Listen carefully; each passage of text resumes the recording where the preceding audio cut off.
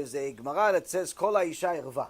The question is, if the Torah says you're not allowed to, as a man, you're not allowed to listen to a woman sing, because the Gemara says Kol ha'isha irva, that the voice of a woman singing is like her nakedness, meaning that when a man listens to a woman sing, if he knows what she looks like, he's going to think of her naked.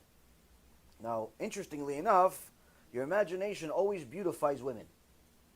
They're always more beautiful in your imagination than they are in reality. But what happens if the woman looks like an alligator? What if she looks like she just came out of the Churban Beit HaMikdash? What happened? What about that? It's a question. It's a good question. So, I'm going to give you guys a nice chidush. At the time of the Ben Ish Chai, and also Rabbi Chaim Palagi, two giants in the Sephardic world, Torah world, they said that there is a leniency to shake a woman's hand.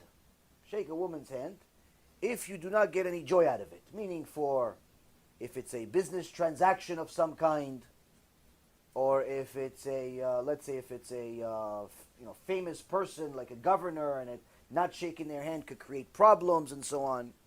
There's a leniency that if you just shake quickly and let go, there's a leniency you're allowed to do it. But if you get joy out of it, for a second, asur. It's like anything else. So, Arav Ovadia Alav Shalom, when he got an award from the state of Israel for his book, Yabia Omer, he got an award from the country. Such a good book that they awarded him, and the prime minister at the time was Golda Meir, Shem Reshai Merkav. Golda Meir brought him on stage and took out a hand. And Rav Ovadia put his hand back, said, "I'm sorry, I don't shake a woman's hand." And she found it very offensive. Why? She's the prime minister. He didn't shake her hand, but there is an etel, there is a leniency to shake a hand. So when his son told the story years later, he says, technically, if you look at it, aside from the Chachamim, the Ben Ish Chai, Rabbi Chaim Palagi, and others that said that technically there's a leniency if someone is important, like a prime minister, there's a leniency. This one had even more leniency. Why? She's ugly, she's old, she's gross, he's married anyway. Oh, there's 1.5 million leniencies with this Amalek. What's that? He could shake her hand all he wants. This one, maybe he want to hug her too. It doesn't make a difference. She's like hugging an alligator. But no, Rav Ovadia says himself, he wrote, I didn't hug. Why? I didn't shake her hand. Why? Why? He says, yes, there's leniencies, but who wants to rely on leniencies with such a thing? And sometimes you want to rely on leniencies, sometimes you don't mess with it. The point being is that even though at times there are certain leniencies to do certain things, you have to choose your battles. Now, when it comes to the woman's voice, there is no leniency. If you know what she looks like, you are forbidden from listening to her sing. Some Chachamim say, we're even more stringent, they say you shouldn't even listen to a woman talk because of how much tum'ah you have in your head. But the halacha is, you're not allowed to listen to a woman sing if you know what she looks like, because the mind of a guy, the mind of a man is very different than a woman. Your imagination is very, very creative. It's the most creative of Hashem's creations. That in essence, your imagination could even make a 94-year-old woman look pretty. How do I know? Right now, as we speak, there's a guy that went on the news, maybe about a year ago. He's 35 years old. Why is this 35-year-old nobody on the news? He wanted to introduce his girlfriend to the world. Who's his girlfriend? 94 years old woman. 94 years old. He's not even young enough to be a grandson. He's a great-grandson. She's a girlfriend.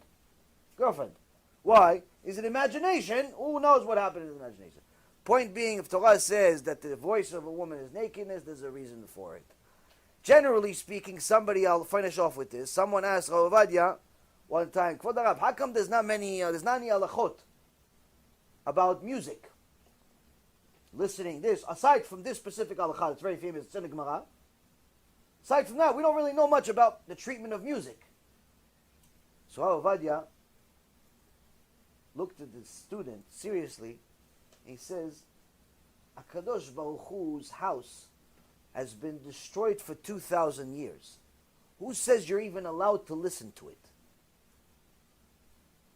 HaKadosh Baruch Hu's homeless right now. You think that you're supposed to listen to music? So there is a leniency that you can, as long as it's kosher music and it's music that's connected to Hashem. You're never allowed to listen to secular music, no matter if it's a man or a female. You're never allowed to listen to this mumbo jumbo hip hop and all of this rock and roll, all that filth that's in the world. Never allowed to listen to that stuff. That's the stuff that puts tumah into your head, that makes you start becoming a kofir silently. The only music you're allowed to listen to, meaning that there's a leniency to do so, is music that will help you connect to HaKadosh Baruch Hu.